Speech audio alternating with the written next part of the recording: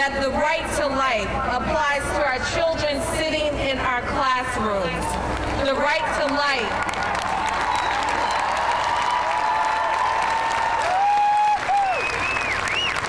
applies to our sons on the corners in our communities. The right to life applies to our daughters who long to be free from domestic violence.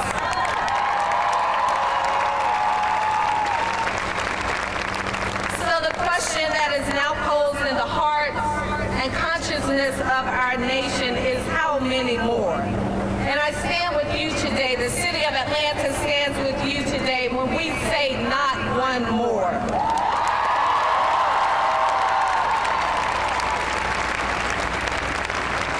I am honored to stand here as we press forward as elected leaders, as lawmakers who are sworn to serve all, to protect all. We stand shoulder to shoulder with you. And right now, I tell you, we hear your voices, we feel your pain, and we will act with your best interests at heart. Thank you for your attention. Thank you for your activism. Thank you for changing our world.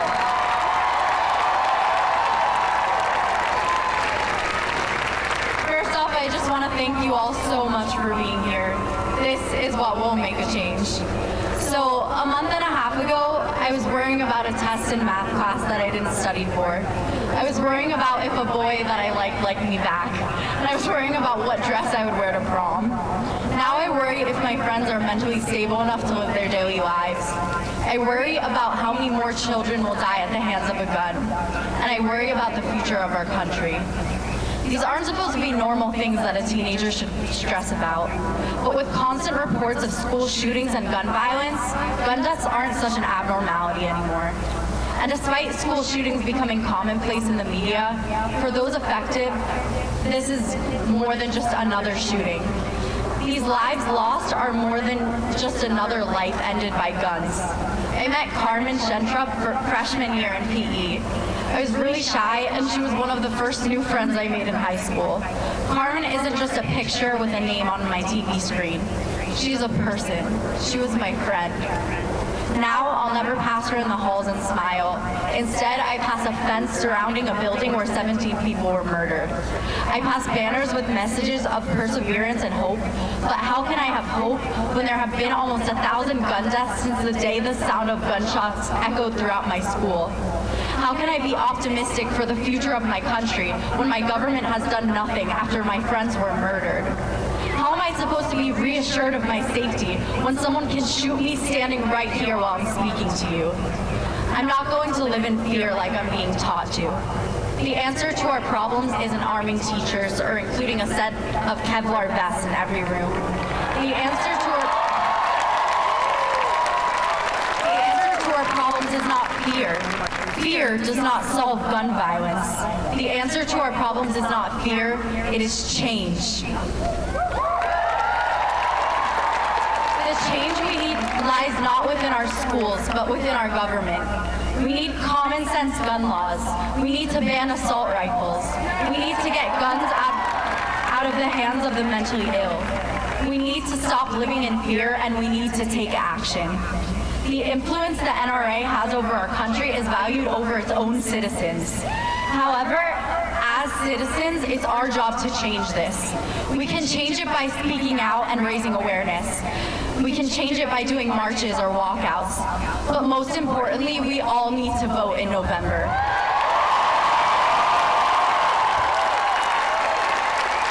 At midterms, we will become the change that we want to see. Our country is disappointing, this is what can change our fate. All of you here have the power to save lives. You can stop others from becoming names on a list like my friends now are. Your voice has the ability to impact the lives of millions. Together, our generation will be the ones to save our country. Our generations will be the ones to truly make America great.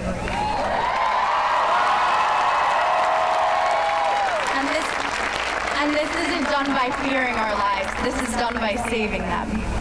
I hid in a closet on February 14th, and I am not hiding anymore. I'm not hiding from my government. I'm not hiding from the NRA.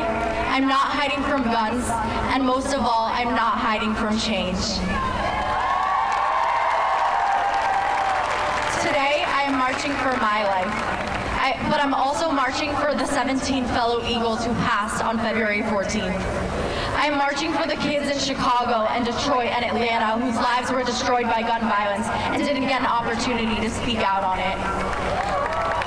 I am marching for anyone who has ever been affected by gun violence. And I'm marching for the future lives who could be lost because of guns. We can change the future, and we will not fail you.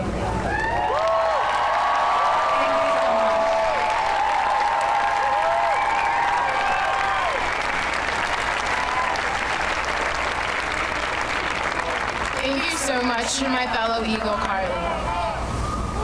Carly, you are right. We must vote in November.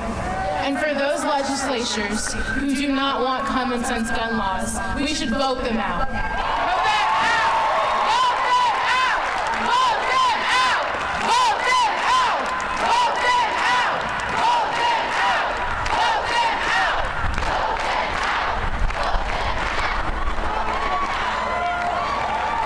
And now we're going to bring to stage a legislator who stands with us. He is a civil rights legend here in Atlanta. He truly understands what it is to be a part of a movement, and we thank him so much for being here to march with us today. He is a true American hero. In 1963, he was the youngest speaker at the March on Washington, and now in 2018, he's the oldest speaker here at the March for Our Lives. Please welcome to the stage Congressman John Lewis.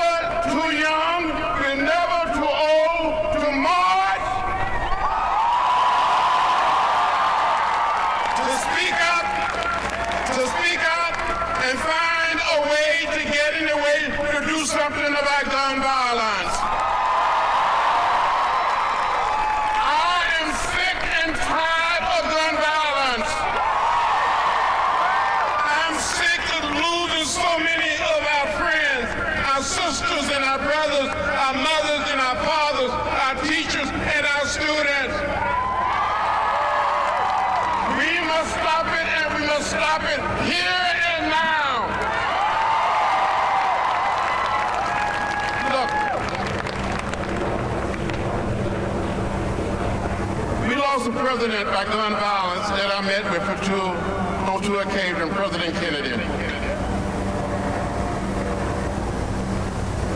We lost a leader that I got to know and work with 50 years ago by the name of Martin Luther King Jr. because of gun violence. We lost a young senator by the name of Robert Kennedy that I worked for because of gun violence. We must end gun violence once for all.